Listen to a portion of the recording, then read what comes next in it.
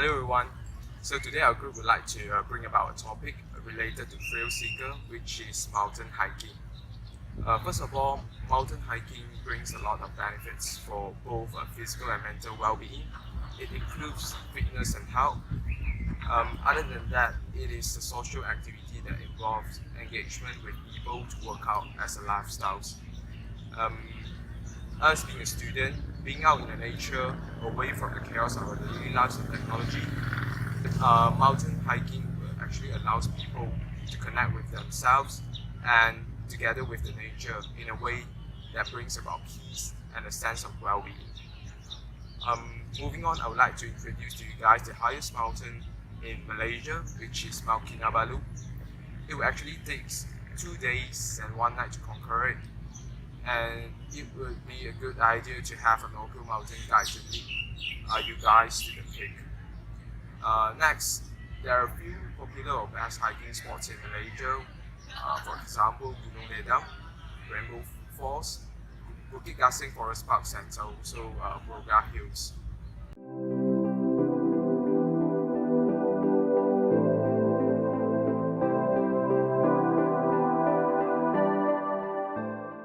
The first question that I'm gonna ask you is, what are the best selling products in your shop? So some of the best selling items are those that everyday carry products such as for example torchlights, lamps, water bottles, backpacks, and then also like pens as well.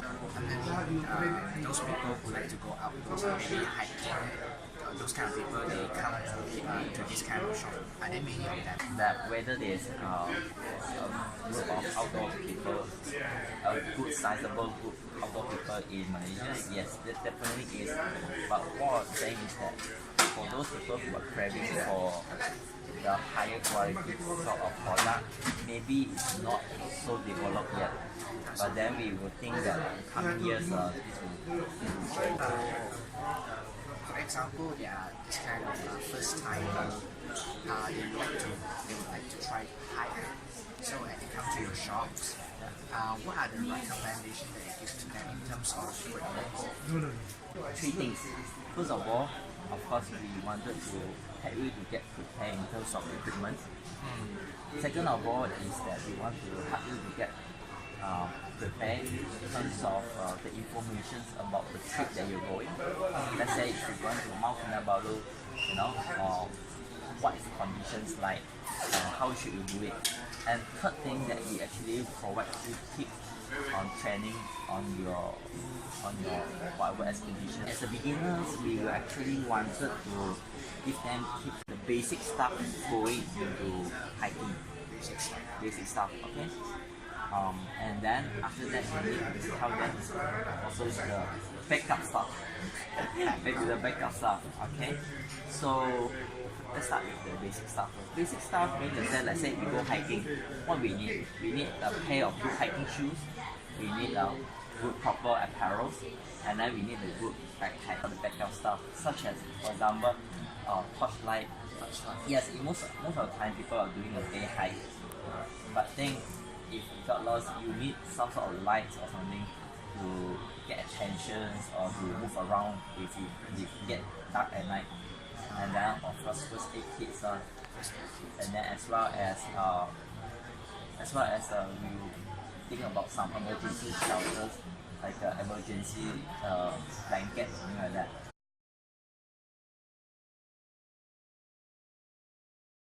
What are the common stuff that you get from the shop for the equipment? I think for first timers, mostly the thing that you probably want to buy is probably a hydro flask, some outdoor cooking stuff, thick clothing in case the weather will get really cold. Boots, if you don't have any thick socks, very important. How often will you visit the shop?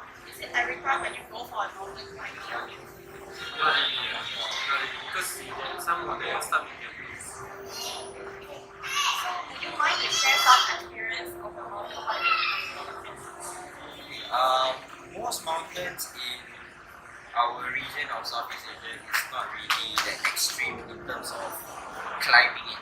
What's extreme is probably the temperature and the environment. So for example, if you go to Mount Bromo, I think climbing it is not that difficult. But the fact that both of us have to encounter with the toxic air, that's probably the most difficult thing that amateurs or people who are about to start climbing mountains will have to face. So, do you have any advice for the youth of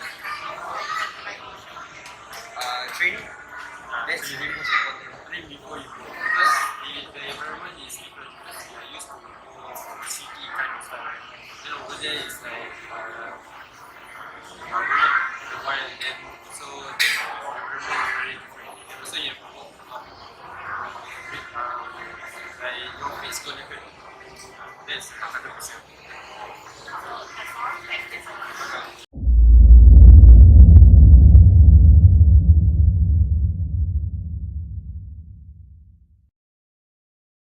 It was around 2006, if I'm not mistaken. Yes, it was 2006. The mountain called Mount Storm, located in Kelantan. When I was around 16 or 17 years old, Malaysia is very famous with Rakan Muda. Okay, we ever heard of Rakan Muda? So Rakan Muda promote this type of things. So they promote camping, they promote hiking. So as a youth, I was very interested with that. Okay, I also joined Scout in my school year. So that's why once I started to join all these activities, then I think it is very interesting. There are a lot of experiences, but I think the best one was when I was climbing Mount Kinabalu. It was in 2008. It is the best experience because Mount Kinabalu is very beautiful, okay, very chilly and windy. So it's like you are getting to another country. First thing first, we have to prepare in terms of our physical. We have to go for trainings, okay, jogging, do some workout, and also we have to have mental training as well. Because when you are hiking, it's not only physical that push you, but the most important thing is your mental. My advice is get a guidance from senior, from your friends who have experience in hiking, and then buy yourself decent equipment, and then training, mental training and physical training as well.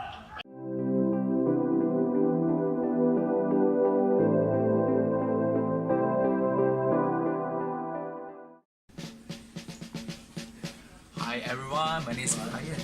So now I'm going to introduce some equipment is used for the hikers. So basically this is the hiking shoes. So this hiking shoe is designed for the hikers from being injury and then to protect the foot and ankle.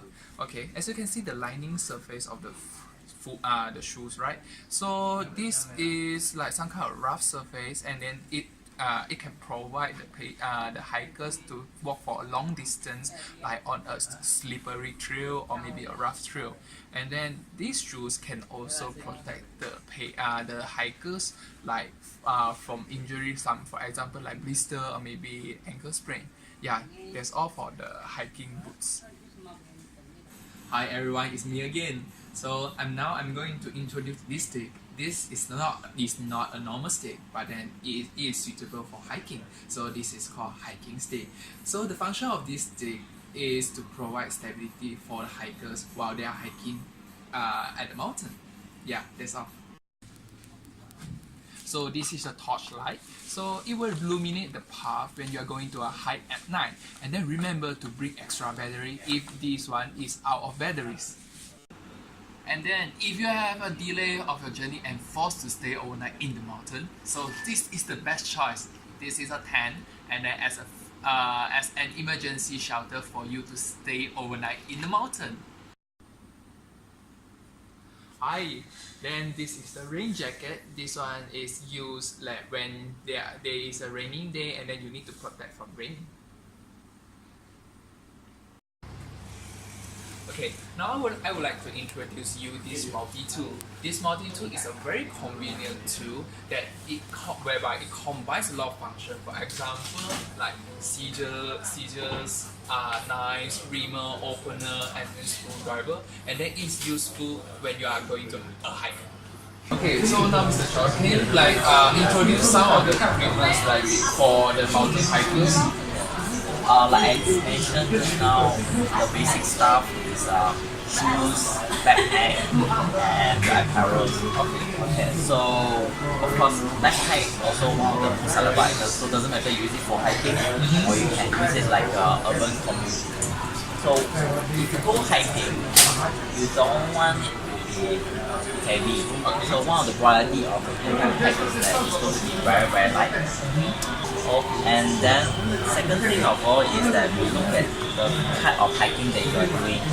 If you are doing 4 days 3 night hikers, hiking, you can't be carrying such a small size. You will be looking at those big rucksack in the first place. But if you are going just for a day hike, then it also depends on what you're going to carry inside. Then we will choose the proper size for it. So other than that, good backpack comes with a very sophisticated system that it actually help you to cool down. So another thing that about a good hiking backpack is that it comes with the hip belt. And then the sternum strap. Okay. So what happens is that when you weigh one, especially there's weight on, this one you can just keep it and secure it. So actually you see that the harness doesn't have much weight on it. Most of the weight actually lies on the hip here. And then the sternum strap, once you take it,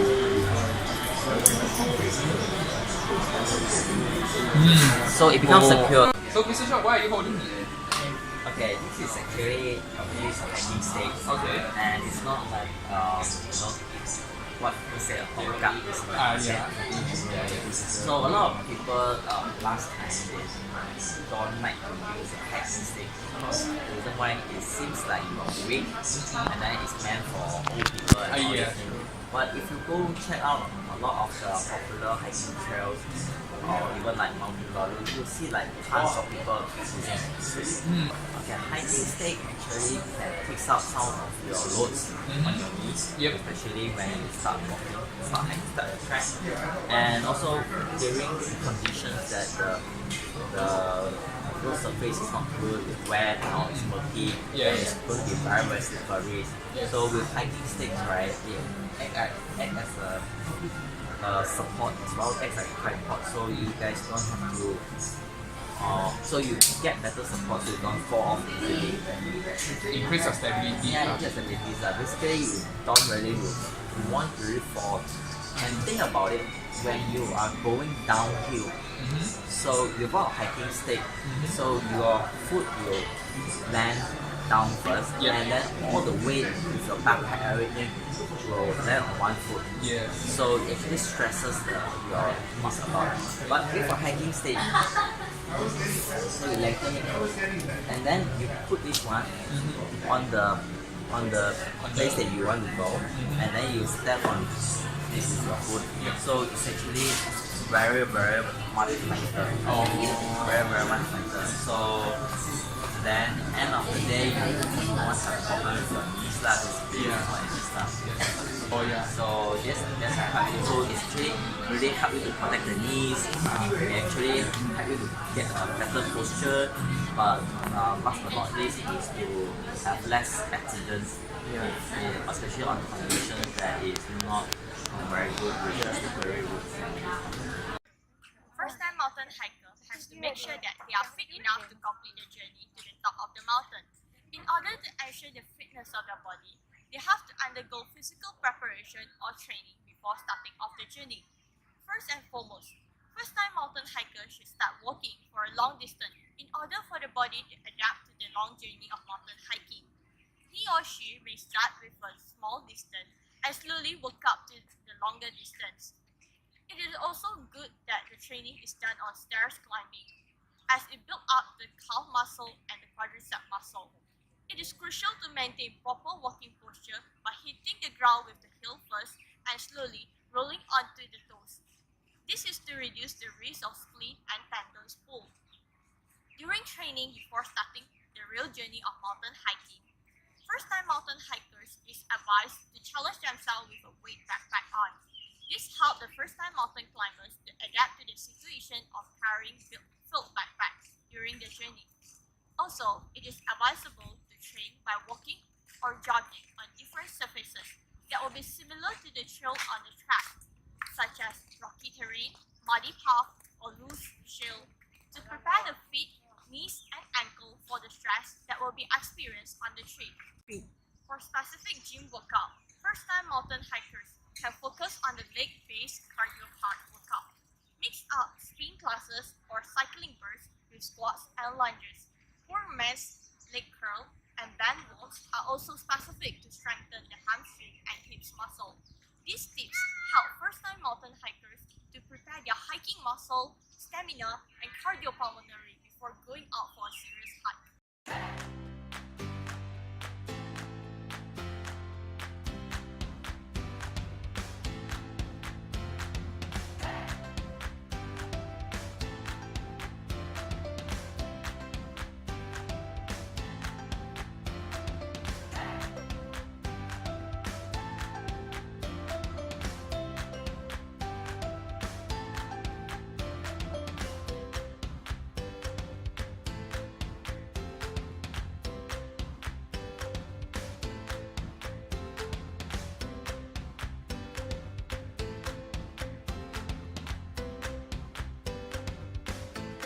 Rain or shine, hiking day with a heavy pack is a psychological challenge.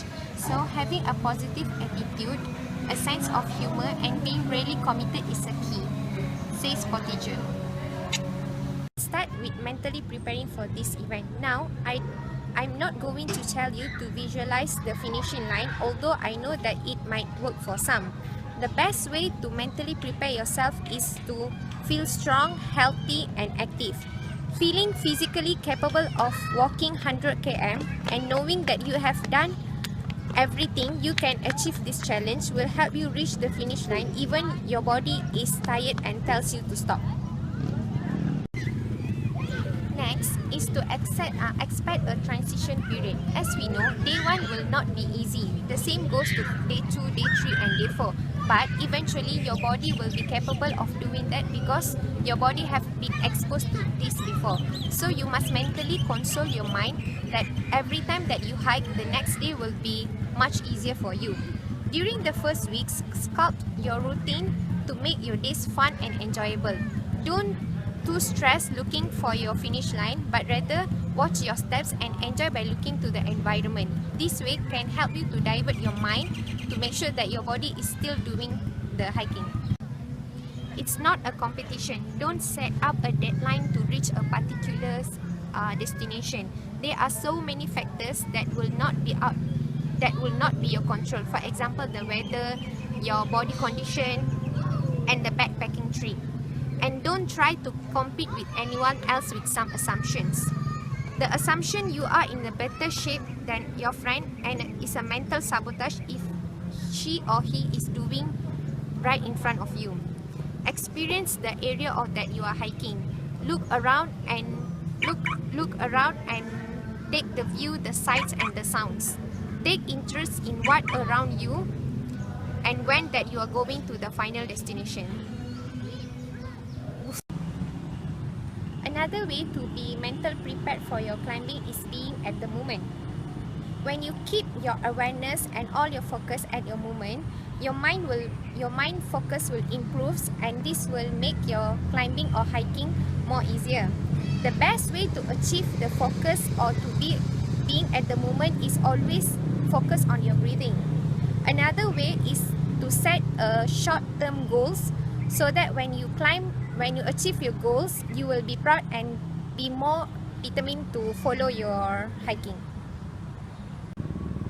Lastly, you must know the risk and the benefit before climbing. You must know the safety of the hike of the mountain that you want to climb.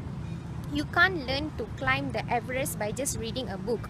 You need a practice and the professional experience. Prepare and study the route of the hiking and the mountain before you start to hiking. Before you start to hiking a big mountain, try to practice to hike during a small mountain. It is important to train your body and to expose to your body how it can be if hiking, and to gain the mental confidence and mental strength. Thank you. Hi, so in this part, I'm going to share to you about the risks that you may face when you are hiking. So for risks, basically we can break it down into two groups. The first group is environmental related risks, and the second group is non-environmental risks. So for environmental related risks, there are three groups of risks that are classified under this. The first one being extreme temperature. So when hikers they are ascending in altitude, the temperature may drop, and the higher the altitude that the hikers goes, the lower temperature will be. Therefore, this will pose another threat to the hikers, which is hypothermia. Hypothermia is a condition whereby the body's core temperature drops below 32 degrees Celsius. And we call this as mild hypothermia, and if it's left untreated, it will progress to severe hypothermia, whereby the body core temperature drops below 28 degrees Celsius. So symptoms of the mild hypothermia includes irritability, shivering, and impaired speech or movement. And when it has worsened to severe hypothermia, the person may stop shivering and cannot walk and stand, and may eventually lose consciousness and die. So the second risk, it is the climatic hazards. The rain and wind, they are very common in mountain areas, and when this happens, it makes the conditions to become very slippery, and the winds may also be strong enough to make you stumble or destroy the tent. And when this bad weather happens, it causes a reduction in the visibility, and further causing the persons to maybe fall off the steep grounds. And during this rainy seasons, the landslide and rock falls are more common, and lightning may strike the persons, and flash floods may also occur at the river. Therefore, it's very dangerous during this bad climates. And the third risk is topographical hazards. So when talking about topographical hazard, it is the hazard related to the structures of the lane. So this includes cliff edges and steep grounds, loose rocks, or maybe rivers. So for example, the strong currents of fast flowing rivers may knock you off and submerging you into the deeper parts of the rivers, and this can be very dangerous. So now we'll move on to non-environmental risk. So the only risk that falls under this is the human hazards. And when talking about human hazards, it can generally be avoided if the person have proper preparation in terms of fitness and health. So for example, when the hikers they goes to higher altitudes, then they may experience high altitude symptoms such as nausea, fatigue, dizziness, and also insomnia. And other than that, when the hikers they goes to some deserted area, they may face such persons such as robbers, and it can be very dangerous to a person. Therefore, to make a conclusion, although it may seem that hiking is associated with many risks, but with proper preparations, generally these risks can be avoided. Next, I would like to talk about first aid. As a first-time mountain hikers, we should equip ourselves with basic first aid knowledge on how to identify and help treating injuries or illnesses. Next, we should know how to identify the symptoms of normal heat stroke and dehydrations, and also know the ways to treat them. So for example, for heat stroke, first you should cool the victims by removing them from a direct sun, and if possible, move them to a stream or creek and soak their clothes with waters. If the victims are conscious, have them rehydrate by drinking water or sports drink. Besides, for medical kits, first-time mountain hikers should have their personal first aid kit with proper medical background information inside, including their emergency contact information, the type, allergies, and current medications taken. And besides, there are a few common medical supplies that should be carried with them, including band-aids or other type of bandages.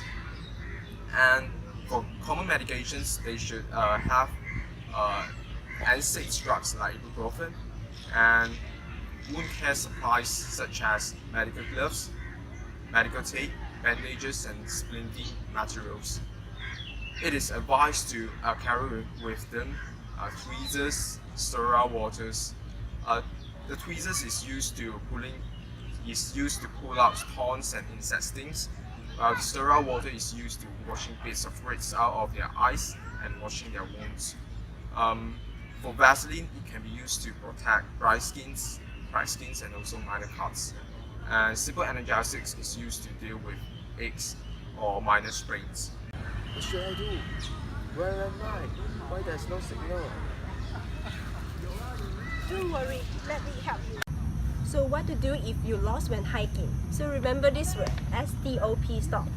S stands for stop. As soon as you realize that you may be lost, stop and stay calm, stay put. There's nothing you can do about whatever you got to this point.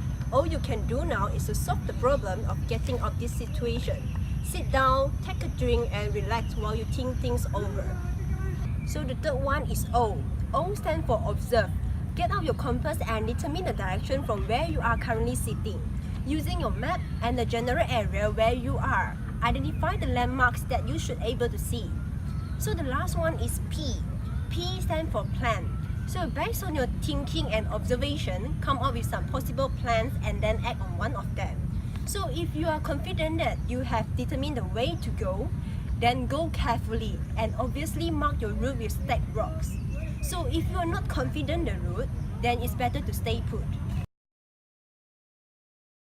So what are the electronic devices when you are hiking alone? The first one is the personal locator beacon. So this is a simple one-way satellite device. Activate when you want to be rescued and then wait for the rescuer to come. So the second one is the SWOT messenger. This is a one-way satellite device too, but then it's with OK, help and 911 push button to send various messages. The third one is cell phone. So when you're hiking close to populated area or to travel ways, your cell phone will probably have coverage. Even out in the wild, you may have a signal. On wide open, flat lands, the cell coverage is better. So the last one is the satellite phone. This is pretty much guaranteed to two-way communication in any place, anytime. You can rent one for specific trips rather than purchase. So the last part is SOS method. Remember the rule of three. Three of something signifies that help is needed. So you can either whistle for 3 times, then wait for 3 to 5 minutes, then blow again. Continue to do this every 15 minutes and so. The next one is signal mirror. Signal mirror or shining surface like a compass or watch, knife flat to reflect the sunlight to a distant places such as the airplane or helicopter. This is to attract the attention. So the last one is smoke. You can gather dry leaves, then lit a light on the open area. Then the signal fire should be as smoky as possible. It is best to wait until morning if it's already dark for the evening. This is to increase the chances for a search party to come out and first light is greater. Let me conclude our video now. In this video, we have covered the type of hiking equipment, the workout plan, the mental preparation, risk of mountain hiking, safety tips, and the SOS method. We hope that this video can give you some insight on mountain hiking. So, what are you waiting for? Step out of your comfort zone and start hiking now.